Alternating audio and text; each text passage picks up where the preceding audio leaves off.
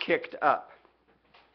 You and I, and around 19 or 20 others, had gathered on a green slope, were lounging in a lovely park, a few trees, 2 or 3, and nothing in the way of our relaxation, the sky in all directions, the best blue ever. Seagulls, in a sloppy but not inelegant grouping, swung in over us. They'd brought along their pups, perhaps an educational moment, the young, entirely white and fairly two-dimensional like facial tissues, kept their distance, wavered uncertainly, while the adult gulls landed one near each of us. With their beaks, they brought transparent plastic bags of Estee Lauder sample goods and other items, and each of them came to present each of us these gifts with a kind of professional remove, like well-trained wait staff. When I was given mine, my hand brushed the full-sized bird's beak, which was frightening, but nothing came of it. All the bags delivered, the gulls rose, went off like a bend in a river. The flock of young fluttered expectantly behind. Among the things in my bag was a plastic cup with plastic lid and some liver-colored fluid. At once I heard a voice from somewhere say, "Drink ye all of this." I turned to you to say, do they really think I drink from a cup a seagull brought? But you were busy drinking. All right. A ladder for fish. Man leaned to a woman, said, "That dragonfly is a golden thought," by which he meant its name is golden thought. This is how human knowledge sounds said out loud. Here we built a ladder for fish because we dug a canal so ships could get from salt water to fresh, and we could empty, then fill their holds. Those were the days. Now most every craft is a pleasure craft and has a name like Penetration or Dale's Last Dime. Salmon work so hard. They work so damned hard. And tourists try to take their pictures with a flash through the viewing window. So hard to finish off a life successfully.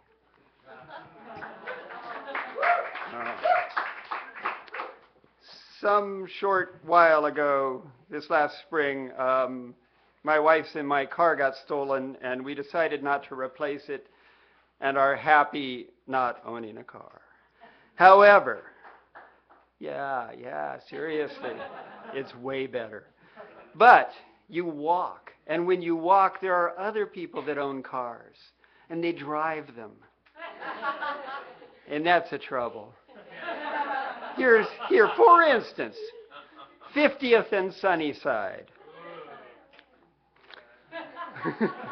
You know this button. On the corner, there's a button that, when pushed, eventually sends traffic a red light. Just because no cars are coming, you don't have to cross a street. Even though you're wet and grim and cold, you don't. And when you've pushed the button and drivers have had to stop their cars, no need to walk. Standing there is how the pedestrian runs a light.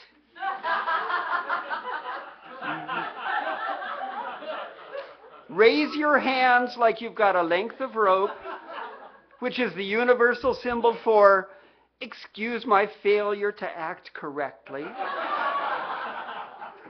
Your face should show you've lost control.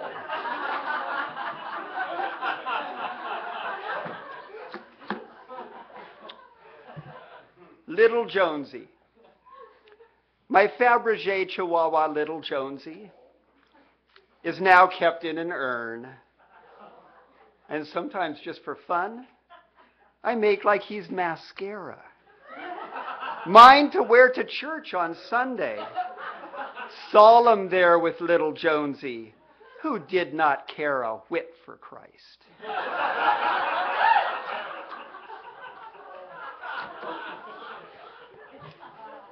This is dedicated to the Apple Store and any store like the Apple Store.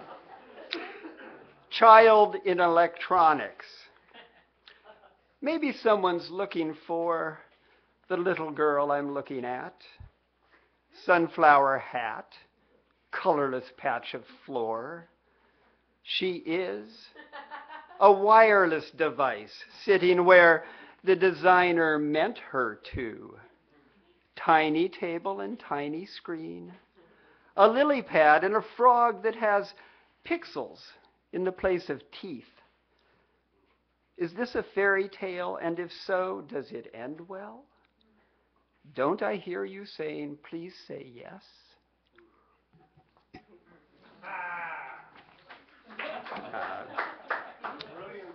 Thank you, thank you. And for my next trick. There is a local poet, Egyptian poet, who lives in Seattle, so he's a Seattle Egyptian poet. Yes, Magid. Magid, I'm calling him. Yeah, so this is called Dreaming Magid Zaher's book is titled, the title is Outmoded. We went everywhere together unless understanding each other is considered a place. He's a smoker.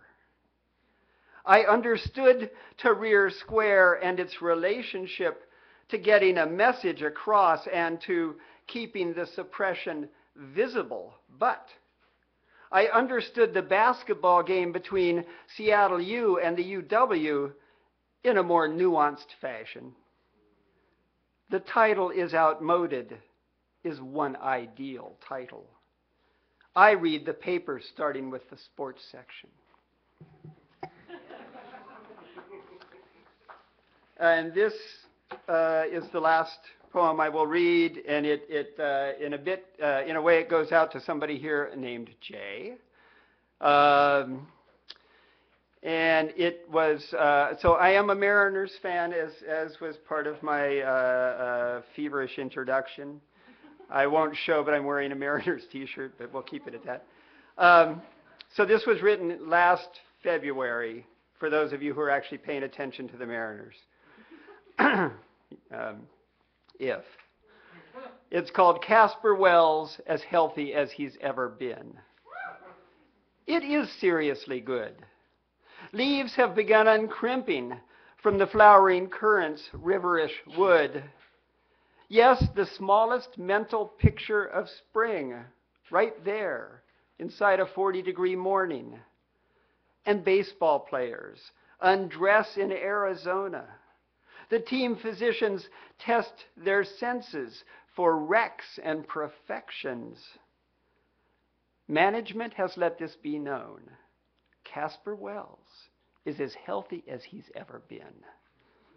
We can turn from the window smiling.